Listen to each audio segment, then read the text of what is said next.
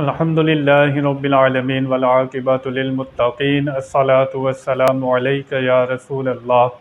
میرے محترم سامعین و ناظرین، السلام علیکم ورحمۃ اللہ وبرکاتہ۔ گزشتہ آیات میں آپ نے حضرت عیسیٰ علیہ السلام کا ذکر سنا، ان کی امت کے وہ لوگ جو جھوٹ بولتے رہے اور جھوٹ پر قائم رہے، حضرت عیسیٰ علیہ السلام کو خدا ٹھہراتے رہے، ان کی والدہ کو خدا ٹھہراتے رہے، اور یہ کہتے رہے کہ حضرت عیسیٰ علیہ السلام نے ہمیں اس طرح کہا تھا۔ حضرت عیسیٰ علیہ السلام پر بہتان لگایا۔ کل قیامت میں یہ جھوٹ بولنا ان کے کوئی کام نہیں آئے گا۔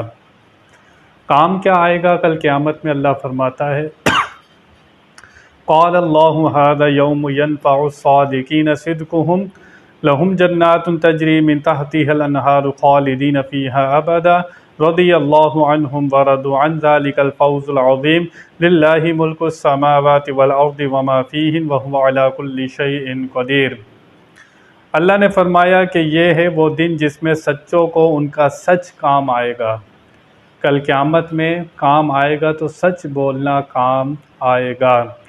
انسان دنیا میں سچے عقیدے رکھے، سچ پر قائم رہے، ہمیشہ زبان سے سچ بولے، کتنا فائدہ ہوگا؟ یہ سچا انسان کل قیامت میں کتنا فائدہ اٹھائے گا کہ جنت میں داخل ہو جائے گا سچ بولنے کی وجہ سے۔ آج لوگ سچ بہت کم بولتے ہیں، جھوٹ عام ہو گیا، ہر شخص کی زبان پر دیکھو تو جھوٹ ملتا ہے۔ لیکن جو لوگ سچ بولتے ہیں، سچ پر قائم رہتے ہیں، سچے عقیدے رکھتے ہیں، حق پر ثابت قدم رہتے ہیں، ان کے لیے کیا ہے؟ ان کے لیے باغ ہے جن کے نیچے نہر رواں ہمیشہ ہمیشہ ان میں رہیں گے۔ سچے مومن متقی، ان کے لیے جنت ہے، جنت کی نہریں ہیں، دودھ کی نہر، شراب کی نہر، پانی کی نہر۔ یہ نہریں تختوں پر تکیہ لگائے بیٹھے ہوں گے، نیچے نہریں رواں ہوں گی۔ اور کیا ملے گا؟ رضی اللہ عنہم ورضوا عن ذلک الفوز العظیم، اللہ ان سے راضی، وہ اللہ سے راضی، یہ ہے بڑی کامیابی۔ اللہ کی رضا مل جانا سچ کی وجہ سے، سچے عقیدوں پر قائم رہے تو اللہ ان سے راضی ہو گیا، وہ اللہ سے راضی ہو گیا، اور یہ سب سے بڑی کامیابی ہے۔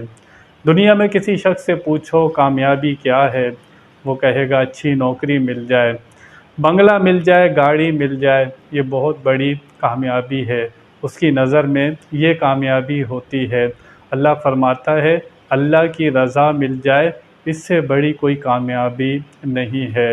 ہم سارا دن کبھی کسی کو راضی کرنے میں لگے رہتے ہیں، کبھی کسی کو راضی کرنے میں لگے رہتے ہیں، لیکن بندہ وہی کامیاب ہوتا ہے جو اپنے مقصد کو سمجھ لیتا ہے اور وہ رب کو راضی کرتا ہے اور رب سے راضی رہتا ہے۔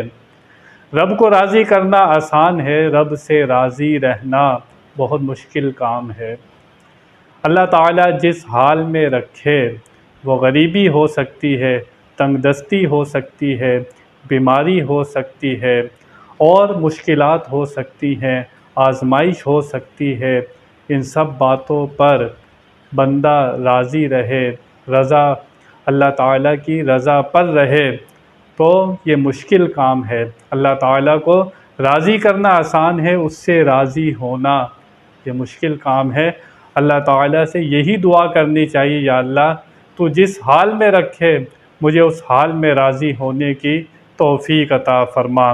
للہ ملک السماوات والارض وما فیہن وہو علی کل شیء قدیر، اللہ کے لیے ہے آسمانوں اور زمین اور جو کچھ اس میں ہے، سب کی سلطنت، اور وہ ہر چیز پر قادر ہے۔ یہ پوری کائنات اللہ تعالیٰ کی ملک میں ہے، اللہ تعالیٰ ہی اس کا مالک ہے۔ تو کل انسان جو سچ بولتا ہے اس کے بدلے میں اسے اس سچ کے بدلے میں جنت مل جائے گی۔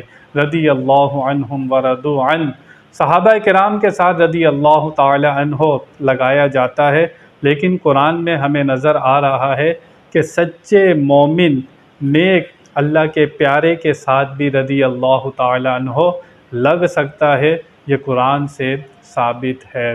اللہ تعالیٰ ہمیں سمجھنے کی توفیق عطا فرمائے۔ بیان میں کوئی غلطی ہو اللہ کی بارگاہ میں توبہ کرتا ہوں۔ وآخر دعوانا ان الحمد للہ رب العالمین۔